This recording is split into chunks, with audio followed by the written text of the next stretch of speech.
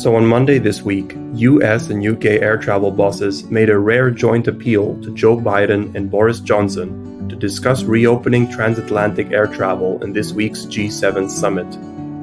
So in today's video, we will be looking at why airlines are making this appeal, the current state of the travel industry, and what are the implications of a decision.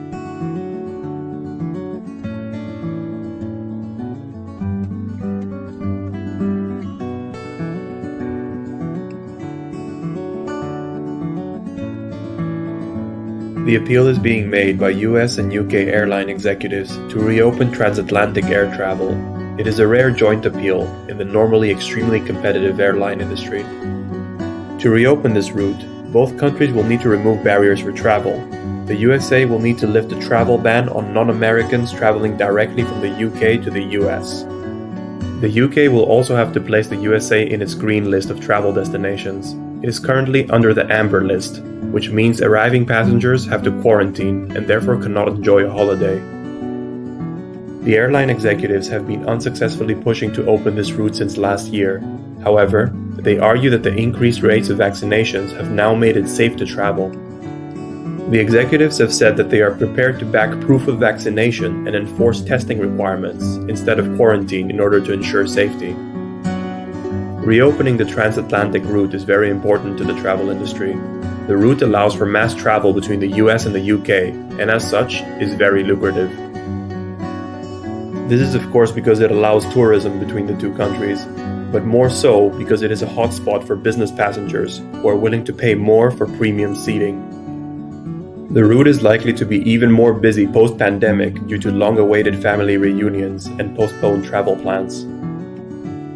To illustrate how lucrative this route is, it amassed an estimated $9 billion in revenue to US and UK carriers before the pandemic forced it to close. In 2018 to 2019, British Airways made $1.15 billion through travel from John F. Kennedy Airport to London Heathrow alone.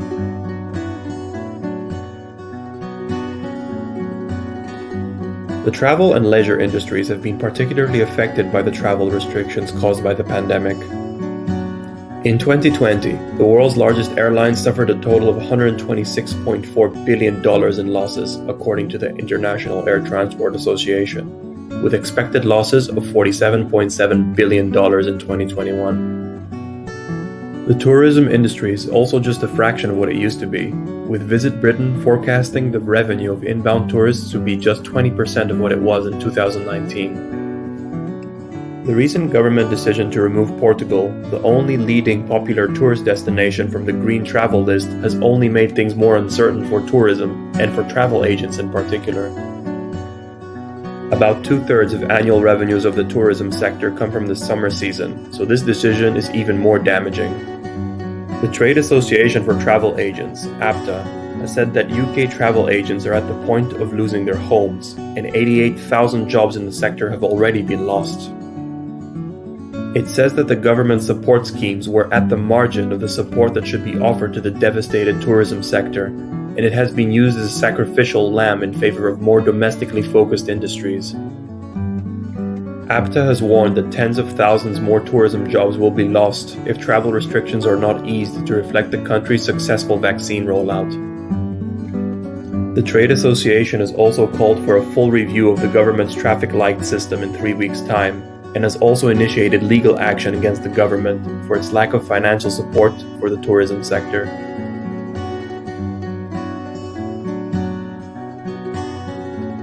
Government officials have confirmed that Boris Johnson will raise the idea of opening up travel restrictions to Biden and other G7 leaders during the summit.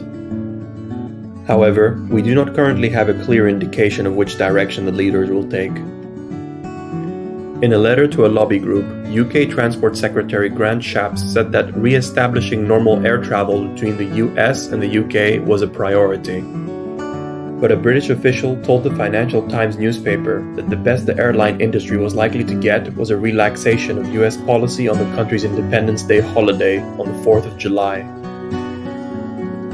If the G7 leaders made a decision to reopen the transatlantic route, it would be a huge boost to the airline, leisure, and travel industries, which they desperately need. As we mentioned before, the route is one of the most lucrative ones for the airline industry. and will also undoubtedly be beneficial for tourism and travel agents.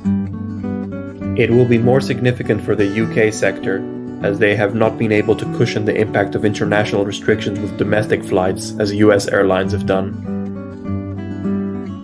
With all the international travel restrictions, APTA has said that the travel agent industry has lost out on an entire generation of young entrants into the market. Reopening the transatlantic route would therefore also save thousands of jobs in the industry and reignite passion for recruitment. However, opening international travel risks variant coronavirus cases increasing, and this could compromise other domestically focused industries. Also, the forecast of the timeline of reaching an agreement does not look good.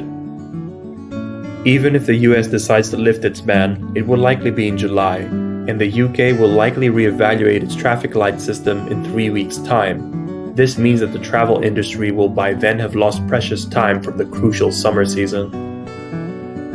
On the other hand, if important travel routes are not open soon, airlines will suffer even deeper losses, and tourism will lose even more jobs. Only time will tell whether the G7 leaders will reach a decision.